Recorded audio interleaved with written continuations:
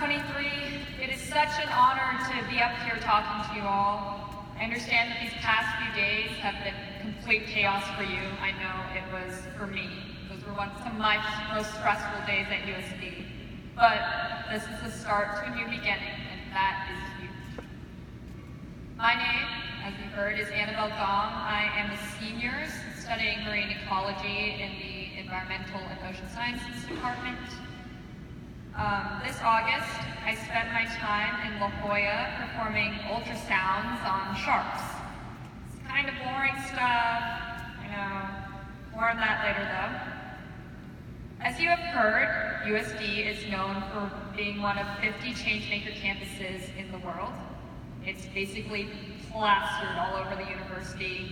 I'm sure you've seen it. Changemaker this, changemaker that, changemaker hub. Evoke change-making.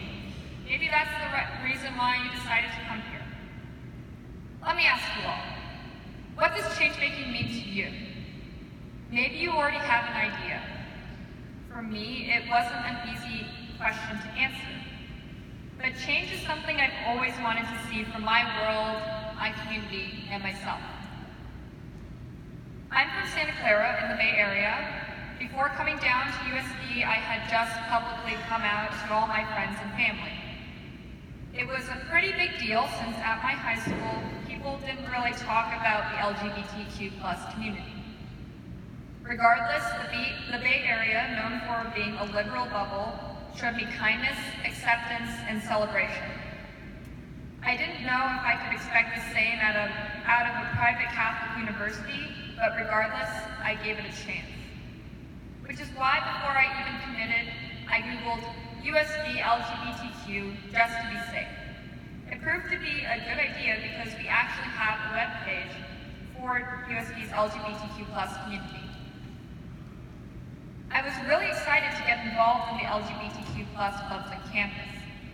However, my shyness got the best of me and I stayed on the outskirts of the LGBTQ+ clubs and stayed to myself for a while, even though I wanted to be part of a community that shared my values. That's when I stumbled upon my story. When I was a first year, my story wasn't at Ole Weekend. So one day, when I was crossing the Torero store, I saw a sign. It was really ominous with its logos and catchy slogan, "Shut up and listen." None of my friends really knew what it was aside from, I think it's a storytelling event. I missed the event, but still wondered what it was all about every now and then. My story didn't show up in my life until about a year later.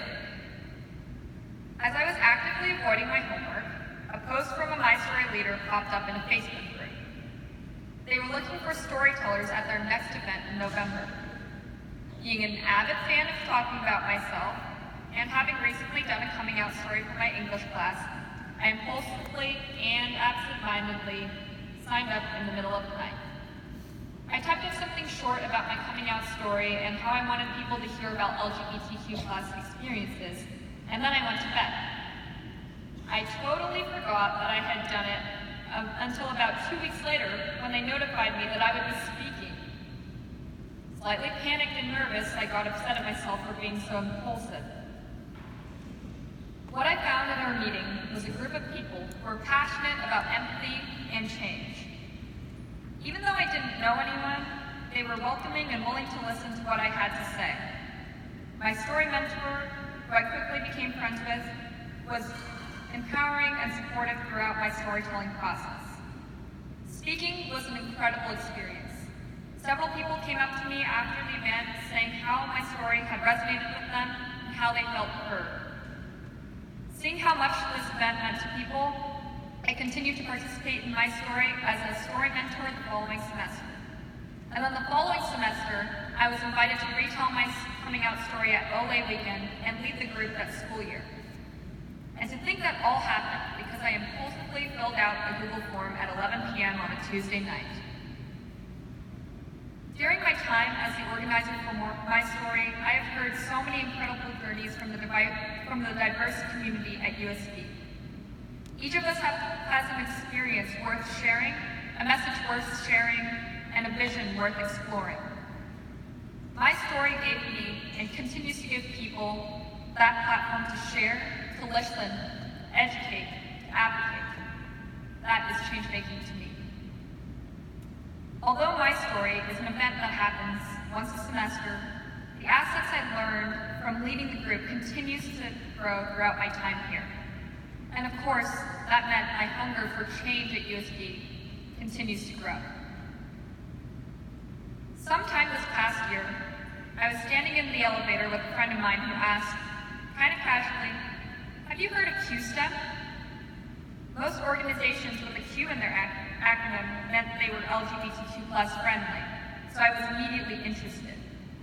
A senior was starting a club called Queer Students and Allies in STEM, and it was looking for members. It provided a network for LGBTQ+ students to connect with other students and associated faculty, as well as to provide emotional and academic support. Most importantly, it formed a community that we greatly needed in USD STEM departments. I became a member and part of the executive board. During our last meeting of spring semester, I was in awe of all the faculty who showed up. We're not talking about random professors, we're talking about professors who taught me, professors who I looked up to as mentors and role models. Now, I knew that these professors supported me as an academic and as a person. It made me feel safe to know that these professors had my back in every aspect. Being a part of the LGBTQ+ community was an identity that I thought I needed to master within my discipline because it wasn't important. But as I learned, it's more important than ever. Seeing my professors at that meeting made me realize that as an LGBTQ+ person in STEM, it's crucial that I represent who I am so that people who follow my footsteps know it's okay to follow those footsteps.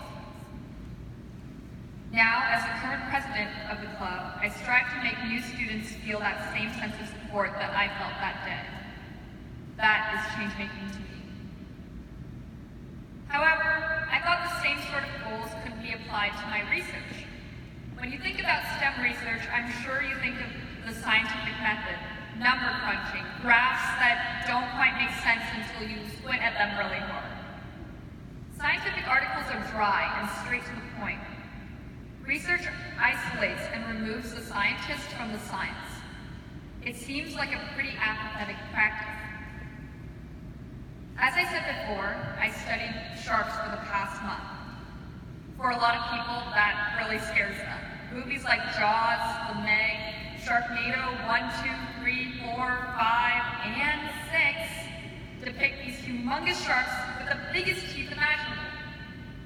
There's a ton of bloodshed and lots of screaming. You see those fins poking out of the water and you know someone's going to die. The sharks I worked with were pregnant female sharks, found just outside the surf of La Jolla Cove during the summer. My professor believes they're here to incubate their eggs in our warmer waters. They're about 5 feet long, and they're easily scared by seals and swimmers alike.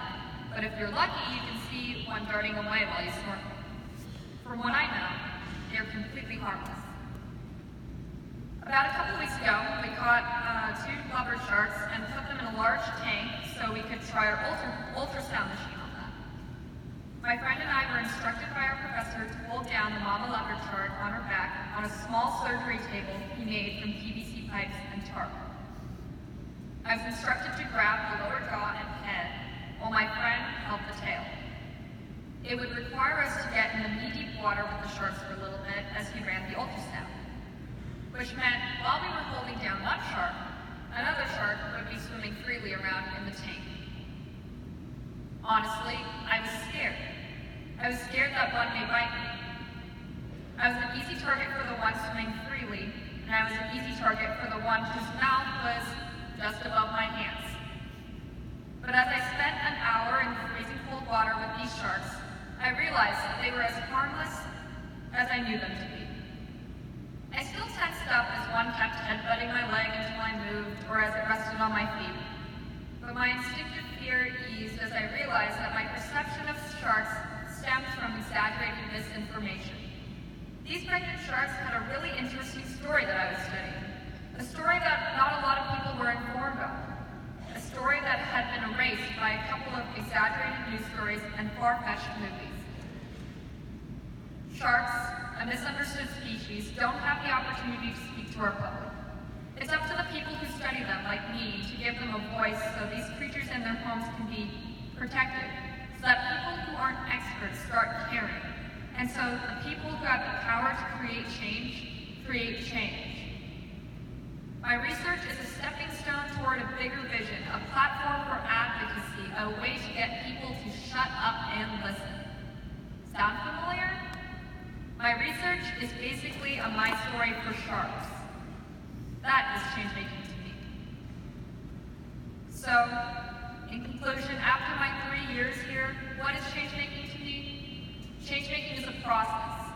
Change-making is seeing a problem and seeking a solution. Change-making is finding something you care about and doing all you can to uplift it. Change-making is being so passionate about something you make other people care too. Change-making is standing in 60-degree water with sharks until your feet go numb.